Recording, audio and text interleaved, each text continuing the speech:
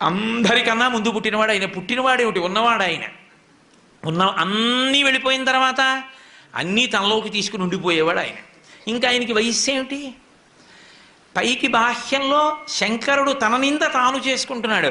చిన్నారులలోన చిన్నవాడందుమా ఏనాటి వాడొకో ఎరుకలేదు, ఆకారమునాతడు భలే మేటియందుమా ఆకారమిట్టిదో అరయరాదు. పోనీ అంత ఎత్తుంటారండి, చాలా బాగుంటారండి అందామా? అసలు ఆయన ఆకారం ఏమిటో లోకంలో తెలిసినవాడు లేడు. 63 లీలామూర్తులు, అరూపరూపి లింగస్వరూపం, అంతటా నిండి నిబిడీకృతం అయిపోయినటువంటి వాడు. ఏదాయన రూపం? అసలు రూపం తెలియని వాడితో పెళ్ళేమిటమ్మా నీకు? పైగా కులగోత్రములు 2 అరయుధమందుమా తల్లిదండ్రులు ఎప్పుడు ధరణి లేరు. కులం గోత్రం తెలుసుకోవాలా పెళ్ళంటే? కులం గోత్రం తెలుసుకుందామంటే తల్లి తండ్రి ఏరి లోకంలో? ఆయనకు పుట్టుకంటూ ఉంటే నువ్వు తల్లి తండ్రి, పుట్టుకేమిటి ఆయనకి? ఆయన మహానుభావుడు, ఉన్నది ఆయన ఒక్కడే. అటువంటి వాడికి పుట్టుక ఎందుకు ఉంటుంది? కాబట్టి పుట్టుక లేదు. అటువంటి వాడు అమ్మా నీకెక్కడ దొరికాడు? అతనితో పెళ్ళేమిటి? నా మాట విను, విడిచిపెట్టేసేయి. బహుశः మాయచేత కపట మంత్రములను నిన్ను ఎట్లు ఎరిగించుకున్నాడో కాని తగినవాడు కాడు కాడు. బహుశः నీ మీద మాయో మంత్రమో వేశాడు ఇల్లాల్ని చేసుకుందామని. నా మాట విను, వదిలిపెట్టేయి అన్నాడు. అని ఊరుకోలేదు. నిజమే, పోనీ ప్రత్యక్షం అయిపోయాడు అనుకో, ఆయన సొమ్మేం పోయింది, పెళ్లి చేసుకోమంటే సంతోషంగా చేసేసుకుంటాడు. కానీ రేపొద్దున్న మీ తండ్రి అంత ఐశ్వర్యవంతుడు, మంచి పట్టుపట్టలు బంగారు పళ్ళెంలో పెట్టి కట్టుకోవో ఎల్లుడు అని ఇస్తాడు. చీనాంబరంబులు చెలువొప్ప కట్టడు మధుసేందూరేంద్ర చర్మాంబుగా అని రక్తమోడిపోతున్నటువంటి ఏనుగు తోలు ఒకటి కట్టుకొని వస్తాడు పెళ్లిపేటల మీదకి. బాగుంటుందా? ఎంత అసహ్యంగా ఉంటుంది. చీనాంబరాలు తీసుకొచ్చి కట్టుకోవాయా అంటే కట్టుకోడు. అది నిందగా కనపడుతుంది, కానీ ఆయన భక్తికి ఎంత వశుడవుతాడన్నదానికి సంకేతం.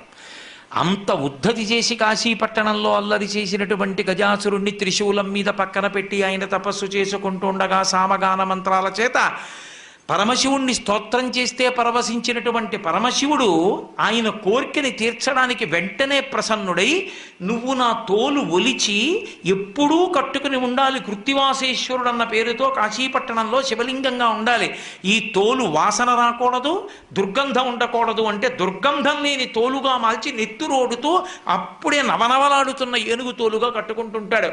బాహ్యం, ఆంతరం ఏనుగు, గజము, జగము. కొంచెం అక్షరాలు అటు ఇటు చేయండి.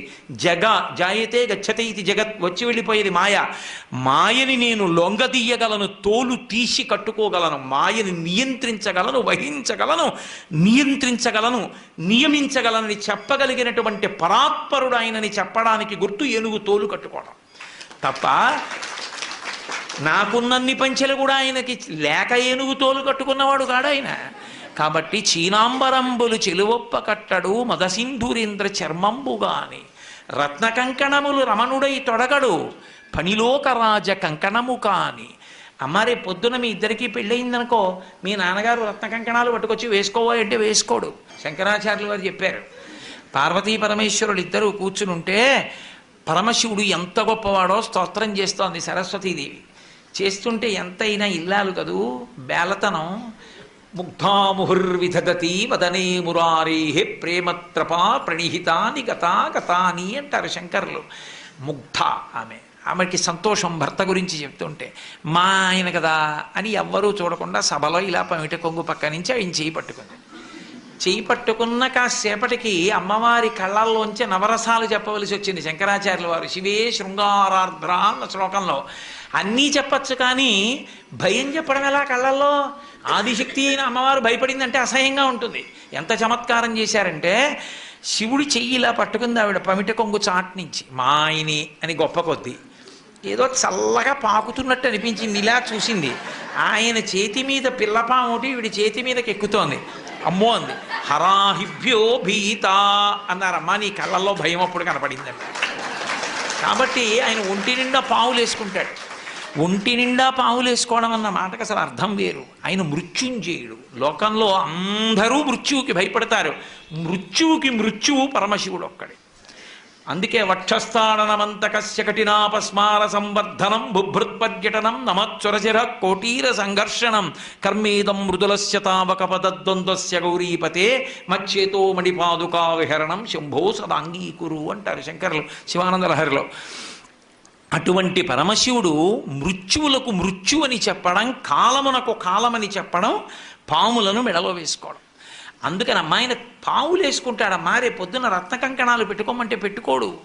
చందన గంధంబు జానడై పూయడు మద పంచ బాణ భస్మంబు కాని. రేపు పొద్దున్న మీ నాన్నగారు అంగరాగాలు తెచ్చి, అంగరాగాలంటే ఏదో పౌడర్ డబ్బా తెచ్చి అక్కడ పెట్టి రాసుకోవాయి, సువాసన వస్తుందంటే రాసుకోడు. గబగబా వెళ్ళి ఇంతకు ముందు తన 3వ కంటి మంటతో కాల్చేసిన మన్మధుడి భస్మ తీసి ఒంటికి రాసుకుంటాడు. బాగుంటుందా? ఏమిటమ్మా ఆయనతో పెళ్ళి ఏమిటమ్మా అంటే, కోరికలు లేనివాడు. కోరికలు లేనివాడు అన్న మాటకు అర్థం ఏమిటో తెలుసా? కోరిక పుట్టనివాడు కాడు. కోరిక పుట్టడానికి అసలు తనది అన్నది లేకపోతే ఓ కోరిక.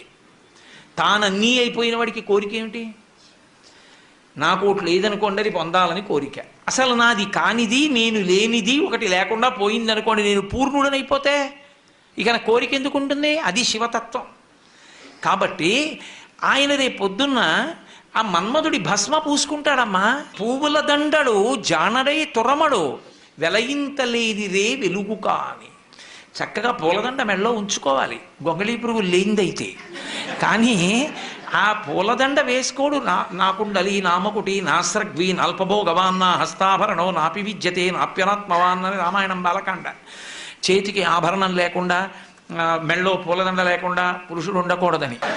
అసలు నిజానికి సంప్రదాయం అది, నాస్రగ్వి దండ లేకుండా పురుషుడు ఉండకూడదు అని. కానీ పరమశివుడికి దండ వేశారనుకోండి, నాకెందుకు ఇవన్నీ అని ₹1 పెట్టి ఖర్చు లేని రాత్రిపూట వెలిగే చంద్రుడిని తెచ్చి పైన పెట్టుకుంటాడు. ఎలా ఉంటుంది ఏమిటి? ఇక్కడ వెలుగుతూ చంద్రవంకి ఇలా ఉంటే ఏం బాగుంటుందమ్మా? ఏమిటి ఆయనతో నీకు పెళ్ళి ఏమిటి? ఇవన్నీ అలా ఉంచు. ఇవన్నీ ఇంట నుండనొల్లడు ఉలుకులలో కాని ఎనయ సింహం ఎక్కడెద్దు కాని చెలువా చెప్ప సిగ్గయ్యేడిది వెర్రి అనగా శివుడే ఎప్పుడు వినవే చెప్పుమా అన్నాడు. నాకు చెప్పడానికి సిగ్గుగా ఉందో విషయం. ప్రపంచంలో వెర్రాడు ఎవరైనా ఉంటే శివుడోడే. నేనలేదు, బ్రహ్మచారి అంటూ ఒక మాట అన్నాడు. ఇంట నుండనొల్లడు ఉలుకులలో కాని. రేపు పొద్దున్న పెళ్ళయిందనుకో గృహప్రవేశం చేయించాలి అత్తవారింట్లో. ఎక్కడికి తీసుకెడతాడో తెలుసా? శ్మశానానికి తీసుకెడతాడు. అక్కడ మీ కాపరం ఉంటావా? ఏమిటమ్మా ఆయనతో పెళ్ళి? ఆవిడే అడిగింది పార్వతీదేవి, ఏమండి కైలాస పర్వతం మీద ఉంటాం, అఖిలాండ కోటి బ్రహ్మాండ నాయకుడు మీరు, ఎందుకంటే ఆ శ్మశానంలో ఉంటుంటారు? కొంతమంది పని కట్టుకుని అదే పనిగా శివుడు శ్మశానవాసి అని అక్కర్లేని ప్రచారాలు అన్నీ మొదలెడుతున్నారు కదా, ఎందుకండి ఆ శ్మశానంలో ఉంటారని అడిగింది. అడిగితే ఆనాడు మహాభారతం అనుశాసనిక పర్వంలో చెప్పాడు, పార్వతి నేనేం ఉత్తినే చేతకాని వాడనై ఉండలేదు.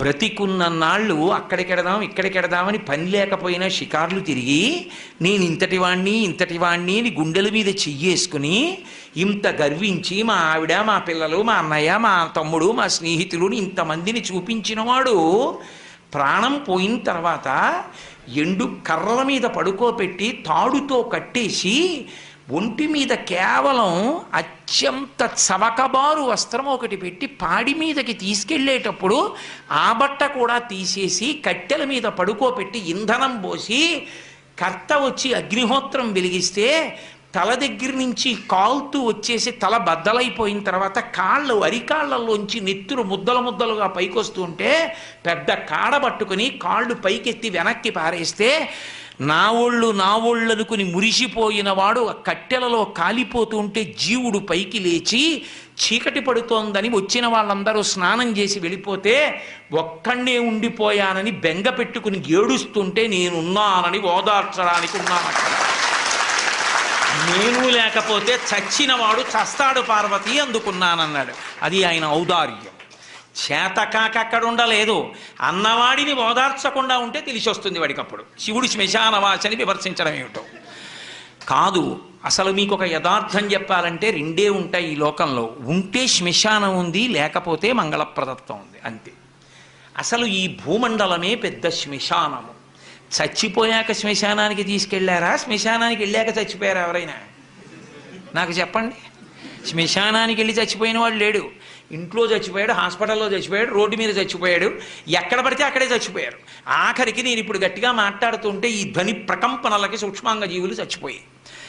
చచ్చిపోయినదంతా అమంగళత్వం, కానీ చచ్చిపోయిన వాడిని బ్రహ్మాండంలో కలిపింది ఎదుగు అమంగళత్వం అయింది. అందుకని లోకము శ్మశానమనైనాను, అసలు శ్మశానం అన్న మాట లేదనన్నాను.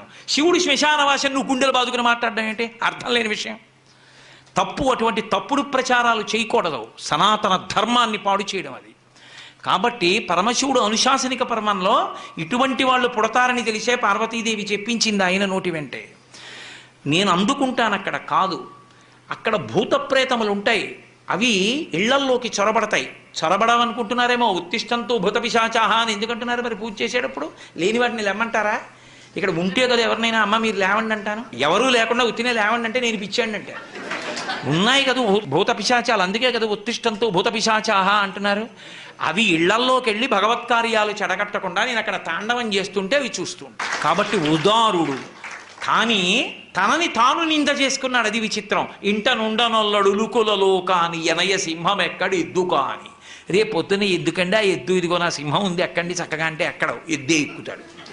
ఆయన ఎద్దెక్కేది అమాయకుడు ఎక్కడో. వృషభము దేనికి సంకేతం అంటే ధర్మానికి సంకేతం.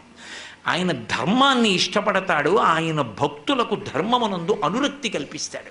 అటువంటి పరమశివ తత్వాన్ని మార్చి మాట్లాడాడు. మాట్లాడి ఎందుకమ్మా ఆయనతో పెళ్ళేమిటమ్మా, నా మాట విని విడిచిపెట్టు అని, నేను చక్కగా చూడు ఎంత యవ్వనంలో ఉన్నానో, నీకు తగినటువంటి వాణ్ణి కాబట్టి నన్ను తగిలి నీవు నా వెంట చనుదెమ్ము వనటకుంద నేత్ర వనజనేత్ర, నన్ను తగులుకుని నాతో వచ్చేయి, వదిలేయి తపస్సు అన్నాడు. విందావిడ. వీడట బ్రహ్మచారియట, వీనుల పెట్టగరాని మాటలే ఆడుచునున్నవాడు, నమశివాయయుండు ఆడగరాదు. వీని కపటాత్ముని వీపున వేసి ద్రొబ్బుడని ఉగ్రత పల్కిన కాంతలందరూ. వీడు ఇష్టం వచ్చినట్టు మాట్లాడుతున్నాడు, శివనింద చేస్తున్నాడు. ఎవరో నమశివాయ అన్న మాట తప్ప అనకూడదు, వినకూడదు. కాబట్టి వీడిని వీపు మీద 4 వేయండి, పండ్లు ఉడగ వేసి ద్రొబ్బుడని, పళ్ళు ఊడిపెట్టు కొట్టి లాగా పారేయండి అనేటప్పటికీ చిలికెత్తెలందరూ వచ్చారు. అప్పుడు పరమశివుడు సాక్షాత్కరించాడు. మహాతల్లి స్తోత్రం చేసింది, పూజించింది.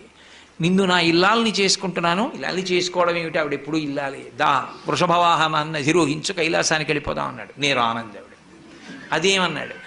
దక్ష ప్రజాపతి కూతురుగా వచ్చినప్పుడు అలాగే వచ్చాను, ఇప్పుడు అలా రాను. పార్వతీ కళ్యాణంలో కన్యావరుని చేసి నువ్వు మా నాన్నగారి ఇంటికి దూతల్ని పంపి నన్ను నీ భార్యగా చేసుకో. ఆడపిల్ల ఉన్నవాడు ఫోటో జాతకం పట్టుకు తిరగకూడదు, మగపిల్లాడు ఉన్నవాడు తిరగాలి. మా అబ్బాయికి తగిన అమ్మాయి ఎక్కడుందండి అని. అసలు మీరు కళ్యాణ ప్రకరణంలో, వివాహ ప్రకరణంలో మగపిల్లవాడు తండ్రి తిరుగుతాడు, అంతేగాని ఆడపిల్ల తండ్రి తిరగడు. కలియుగం అన్నీ తిరగబడిపోయి. కాబట్టి నువ్వు దూతల్ని పంపు అంది. సరే అలాగే పంపుతానన్నాడు. సప్తర్షుల్ని పిలిచాడు, అరుంధతీదేవిని పిలిచాడు. మీరు వెళ్ళండి, పార్వతీదేవి యొక్క క్షేమవార్తని కనుక్కోండి, నాకు తగిన ఇల్లాలు అని చెప్పి ఆవిడ్ని నా భార్యని చెయ్యండి అని చెప్పి అందరికీ చెప్పి అరుంధతీదేవిని మాత్రం ఒక్కదాన్ని పిలిచి ఒక మాట అన్నాడు. ఈ లోకంలో ఒక పెద్ద పోకడొకటి ఉంది. అరుంధతి వనిత కూతుల పిండ్లి చేయునెడలన్ వాచాలకుల్ తల్లులేయని లోకంబులు పల్కుగా ఉన్న సతీని వద్రీచు ఇల్లాలితో వనరన్ కన్యకుకున్ వరండుతగు ఎలా విచారింపగా ఎని కార్యంబు ఘటింపగా పలుకు మీ అంబోజ పత్రేక్షణ. ఈ లోకంలో ఒక దిక్కుమాలిన అలవాటు ఉంది. ఆడపిల్లని ఇచ్చేటటువంటి తల్లిదండ్రుల్లో తల్లి ఉందే, ముందు పెళ్ళి కుదరగానే సంతోషిస్తుంది. అబ్బా మన అదృష్టం అన్నట్టు. ఇంకా తర్వాత ఏమండి వాళ్ళు అది పెట్టద్దు, ఇది పెట్టద్దు, ఆ పిల్లాడు ఏమిటండి, వాళ్ళ నాన్నగారు ఏమిటండి, వాళ్ళ అమ్మ ఏమిటండి అని వాచాలకులు తల్లులే, ఆడపిల్లల తల్లులే అక్కర్లేని కూడా వాళ్ళన్నీ తెస్తారు. నేను క్షమింపబడేదను కాక. వాచాలకులు తల్లులే అని లోకంబులు పలుకుకావున. శివుడు తన మీద పెట్టలేదు, లోకంబులు పలుకుతుంటాయి. అందుకని నీ వద్రీషు ఇల్లాలితో, మేనకాదేవి దగ్గర జాగ్రత్త సుమా, ఆయనకి ఏముంది ఎంత ఉంది ఇన్ని అడుగుతుంది. ఆయన తగినవాడేనమ్మా అని చెప్పి పెళ్లి కుదుర్చు తల్లి, ఆ పిల్ల నాకు దక్కేట్టుగా చూడు అని బతిమాలుకుని పంపించాడు. కాబట్టి వాళ్ళని పంపించాడు. వాళ్ళు చూశారు, వెనక్కి వచ్చారు. మేనకాదేవి ఒప్పుకుంది, హిమవంతుడు ఒప్పుకున్నాడు. అంతా పూర్తి. నీలాహిమేని కంటెను నీలానుల కంటే ఇంద్ర నీలము కంటెన్ నీల రుచి పోలు నంబుక నీలాలక లేమి చెప్ప నీలగ్రీవా అన్నారు. చాలా అందమైందయా, నీకు తగిన ఇల్లాలన్నారు. సంతోషించారు. అన్నీ పూర్తయిపోయి తర్వాత దేవతలు వచ్చారు. వచ్చి శివ ఒక చిన్న విజ్ఞాపన అన్నారు. ఏమి చెప్పండి అన్నాడు. అయ్యా మీరు కానీ పార్వతీదేవిని కళ్యాణం చేసుకుంటే త్రికరణ శుద్ధిగా మేనకా హిమవంతులు కన్యాదానం చేసేస్తే ఇక వాళ్ళకి రూపం ఉండదు, మోక్షం వచ్చి మీలో కలిసిపోతారు. హిమాలయ పర్వత ప్రాంతములు లేకపోతే తపోభూములు ఉండవు, ఎవరూ తపస్సు చేసుకోవడానికి అనువైన భూమి ఉండదు. అందుకని వాళ్ళకి త్రికరణ శుద్ధి లేకుండా కన్యాదానం చేసేటట్టు మీ పెళ్ళి మీరు పాడు చేసుకోండి అన్నారు. లోక కళ్యాణం అంటే లోకం కోసం ఔదార్యం అంటే పరమశివుడు. తప్పకుండా వాళ్ళు త్రికరణ శుద్ధి లేని కన్యాదానం చేసేటట్టు నేను చేసుకో. పరమశివుడి పక్కన రాని వాళ్ళెవరు?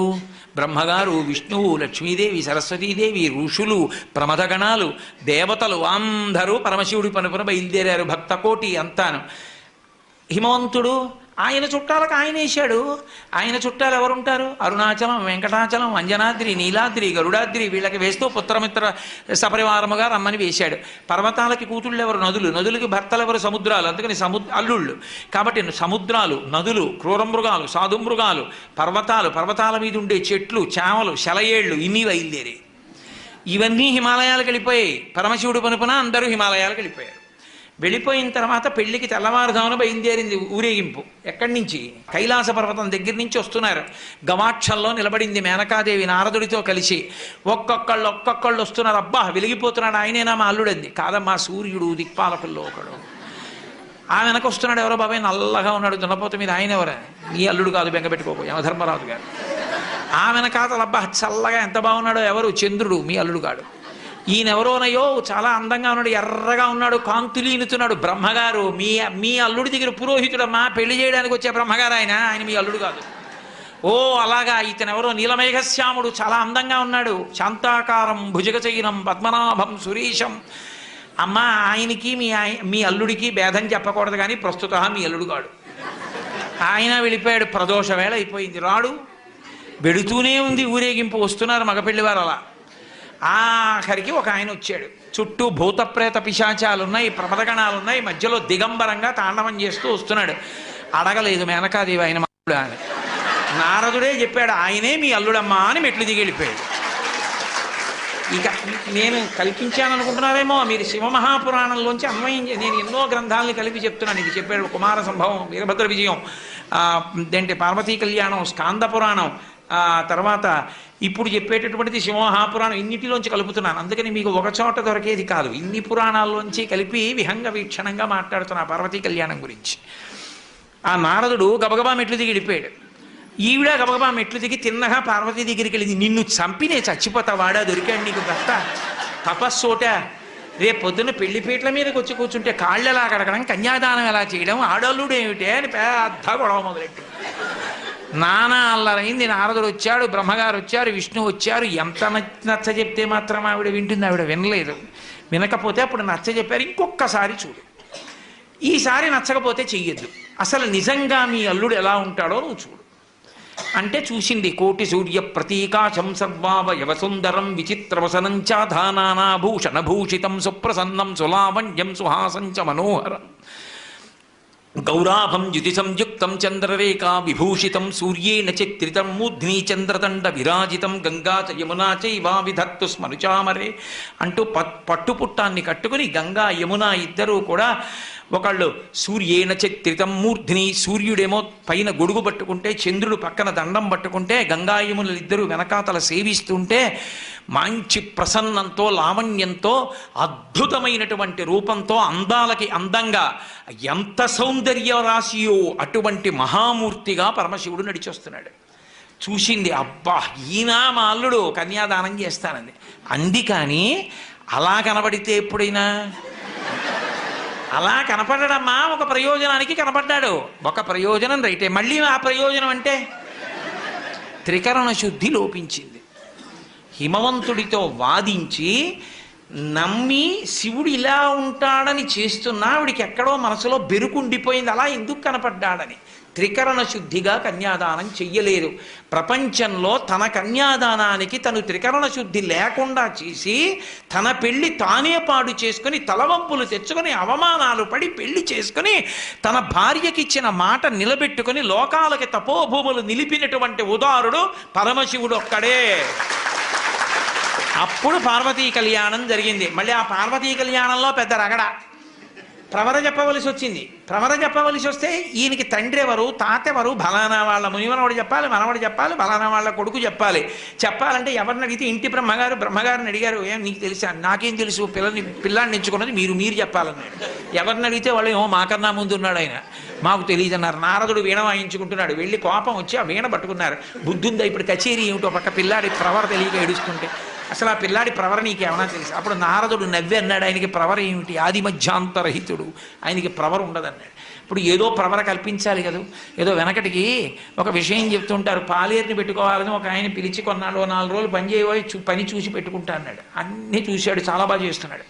నిన్ను పెట్టుకుంటాను పనిలో, నీ పేరు ఏమిటి అన్నాడు. పెరుమాళ్ళు అన్నాడు. పెరుమాళ్ళు అన్న పేరుతో నాకొద్దు, ఎప్పుడన్నా నిన్ను తిట్టాల్సి వస్తే లేనిపోని పాపం వస్తుంది, నీకు 100 రూపాయలు ఇస్తాను, మీ ఊరు వెళ్ళి పేరు మార్చుకుని మళ్ళీ రా అన్నాడు. ఓ వారం పోయాక వచ్చాడు, మార్చుకున్నావా? మార్చుకున్నాను. ఏం పెట్టుకున్నావు? పెద్ద పెరుమాళ్ అని. అలా పరమశివుడికి ప్రవర చెప్పమంటే ఏం చెప్తారు? అందుకని నిర్గుణ నిరంజన నిరాఖ్యాత నిరామయ నిర్వికల్ప పంచారుషేయ ప్రవరాన్విత పరమశివ గోత్రస్య పరమశివ శర్మణో నప్త్రే అన్నారు. అని విశ్వేశ్వర శర్మణ పౌత్రాయ సుందర శివ శర్మణ పుత్రాయ అని విశ్వనాథ శర్మణే వరాయ అఖిలాండకోటి బ్రహ్మాండ నాయకాయ తత్వమర్థస్వరూపాయ సకల భక్తార్తి భంజనాయ కైలాసపుర నివాసాయ విశ్వేశ్వర శర్మణే వరాయ అని ఆఖరికి ఆయనకి పరమశివుడి పౌత్రుడు.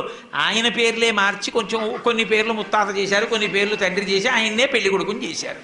చేసి అమ్మవారి దగ్గరికి వచ్చేసేపటికి కాశ్యపావత్సార నైధృతత్రయారుషేయ ప్రవరాన్విత కాశ్యపస గోత్రస్య, కాశ్యపస గోత్రంలో పుట్టినటువంటి అమ్మవారు అని చెప్పి ఆ అమ్మవారికి మొట్టమొదట ఎవరి యొక్క మునిమనవరాలు అంటే ఆమె కోలాహల శర్మణో నప్త్రి, కోలాహల పర్వతం అనేటటువంటి దానికి ఆమె మునిమనవరాలు.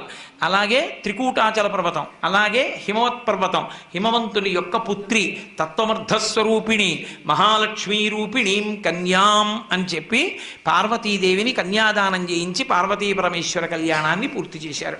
ఈలోగా శ్రీ మహావిష్ణువు పరిగెత్తుకొచ్చి అయ్యో ఉపద్రవం జరిగిందని, స్వామీ శంకర కంకణోరగపతి సంపూజ్య బృందారక కామధ్వంసక ఎల్లలోకములు మీ కళ్యాణముం చూడస ప్రేమం చనుదించియుండుటను చేసి మహావ్రేగై భరంభోర్వక ఈ ధరణీచక్రము కృంగే సమతం పొందించి రక్షింపవే అన్నాడు.